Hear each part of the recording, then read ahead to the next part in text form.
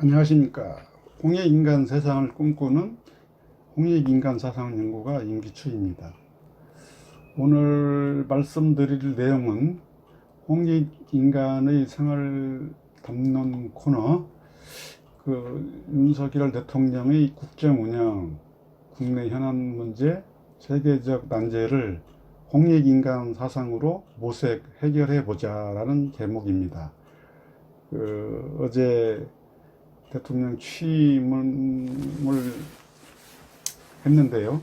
이 취임사를 중심으로 말씀을 드리겠습니다. 말씀드릴 내용은 취임사로 본 윤석열 대통령의 국정 운영 방향을 홍익인간 사상의 관점에서 어떠한 의미가 있고 또 현대적으로 어떤 의미, 특히 이제 시사점이 무엇인지를 말씀드리겠습니다. 취임사 서두에서 윤석열 대통령은 전 세계가 코로나 팬데믹 위기에 있고 교역 질서가 이제 변화라든지 공급망이 재편되고 또 기후 변화, 식량과 에너지 위기 속에 놓여 있고 또 분쟁이 있어서 평화적인 해결이 어렵고 이런 등등 이제 여건들은 어느 한 나라가 독자적으로 또는 몇몇 나라만 참여해서 해결하기 어려운 난제들이다라는 이제 일과를 했고요. 이러한 여건에서 본 발표자는 한민족 고유의 홍익인간 사상의 해석에 주목해서 인류 사회의 복합적 위기를 비롯한 많은 국가의 내부적 양극화와 다양한 사회 갈등의 해결을 추구하는 것이 이제 주 내용인 것 같습니다. 이제 우리 민족 고유의 홍익인간의 개념은 기존에 이제 인간을 널리 이롭게 하라라고 이제 해석을 했었는데요. 본 발표자는 지난번 유튜브를 통해서 대통령을 비롯한 법령 제도적 결정권자들은 성통공안의 명상 충족과 법제 등의 제세이와 실천 전제를 통해 인간을 모두 이롭게 한다라고 이제 해석을 하고 정의를 한 바가 있습니다. 이 정의에 따라서 윤석열 대통령의 국정 운영 방향도 어떤 의미가 있는지 살펴볼 수가 있습니다. 좀 말씀을 드리면 이 홍익인간 개념에 대한 새 정의에 따라서 홍익인간 실현의 대상인 인간 모두에 대한 어떤 인구 통계학적인 특성 범위에서 법령 시행, 정책 시행 등 제세이와 실천 전제를 통해서 이 현대적 적용이 이제 가능할 것이라는 점입니다. 취임사로 본 국정 운영 내용을 저는 네 가지로 이제 요약을 해봤습니다.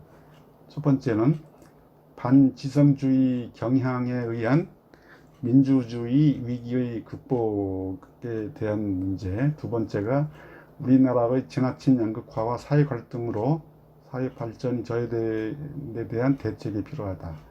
세 번째, 자유와 인권 존중의 국제사회 연대에 의한 평화, 북한 비핵화에 대한 대책도 접근할 수 있다.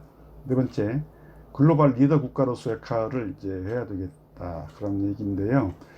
첫 번째, 반지성주의에 의한 민주주의 위기 극복은 서로 이제 다른 견해가 이제 치열하고 그럴 때 타협하기 위한 원칙으로 이제 합리주의와 지성주의의 적용이 필요하다는 이제 말씀이 이제 피력이 됐습니다. 국가 내부적 집단 간의 갈등을 각자 중심의 선택이나 상대 의견 억압이 아니라 국민 모두 힘을 합쳐서 지혜와 용기로 극복이 가능하다라는 이제 취임사 말씀이 있었습니다. 두 번째, 우리나라의 지나친 양극화와 사회 갈등으로 사회 발전이 저해되고 있다. 이제 이런 여건에 대해서 도약과 빠른 성장 과정에서 많은 국민이 새 기회를 찾을 수 있고 사회 이동성의 개혁을 통해서 이 양극화를 해결할 수 있고 사회 갈등 원인을 제거할 수 있다고 봤습니다. 특히 이제 과학과 기술 그리고 혁신에 의해서 우리 존엄한 삶을 지속 가능한 방향으로 이제 변화시킬 수 있다라고 대책을 피력했습니다. 세 번째, 자유와 인권 존중의 그 국제사회 연대에 의해서 평화를 이루어야 된다. 특히 이제 남북 간의 그 비핵화 문제는 이제 중단이 전제될 때 북한 경제 지원을 대폭적으로 할 수 있다. 그 취약한 평화가 아니라 지속 가능한 평화를 추구해야 된다. 북한의 핵개발 위협에서 그 한반도와 아시아와 전 세계의 평화와 번영에 기여하는 방향으로 추진되어야 된다. 네 번째, 글로벌 리더 국가로서 역할이 이제 요청된다. 세계 12위의 경제 대국이기 때문에 이에 걸맞는 이제 우리나라 위상과 역할을 수행해야 된다. 우리나라와 세계 시민 모두가 자유와 인권을 지키고 확대하는 주도적인 역할을 수행해야 된다라는 이제 맥락으로 이해를 할 수 있겠습니다. 그러니까 잠깐 말씀드린 것처럼 홍익인간 개념의 정의에 따라서 그 의미를 말씀을 드리고자 합니다. 그 홍익인간 개념에 의해서 개인이나 그 이제 집단 내 구성원의 성별, 연령, 직업, 학력, 소득, 가구, 주택, 지역, 종교, 민족, 국적별로 이제 모두 이렇게 할 수 있겠다라는 해석이 가능할 것입니다. 이제 이러한 이제 정의에 의해서 남녀별로 이렇게 할 수 있고, 세대별로 이렇게 할 수 있고, 소득별로 이렇게 할 수 있고, 지역별로 이렇게 할 수 있고, 민족별 구분별로도 이렇게 할 수 있고.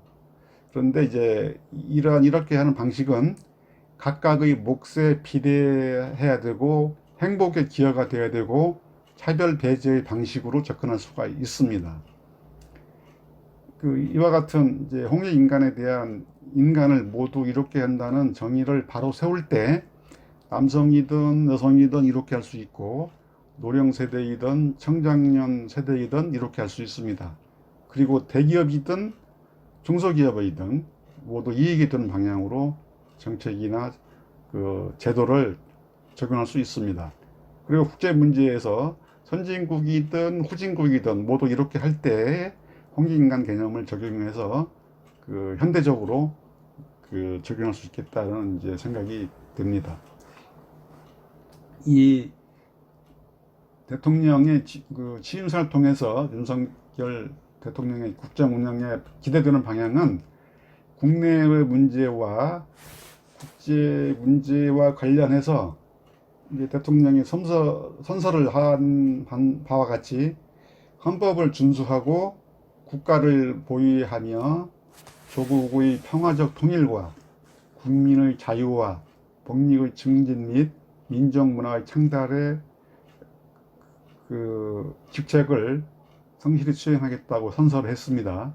이와 같이 이제 국민이 주인인 잘 사는 나라, 또 국제사회적 국가 역할을 다하는 소명의식으로 국제 운영을 이제 한다고 했습니다. 이렇기 때문에 이제 기대하는 바가 이제 큽니다. 그 이제 홍익인간 화상 관련돼서 이제 선행 연구 사례와 그 같은 이제 참조를 말씀을 드리겠습니다.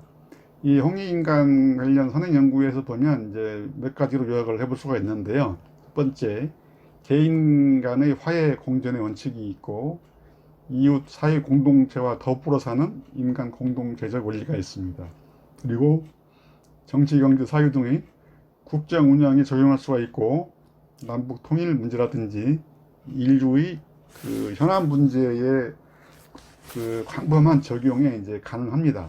그렇기 때문에 지금 그 취임 선서와 동시에 이제 국정 비전으로서 국민이 주인인 잘 사는 나라, 또 국제사회에서의 그 마땅한 그 우리나라의 역할을 다한다는 그 소명 의식에 대해서도 적용할 수가 있을 것입니다.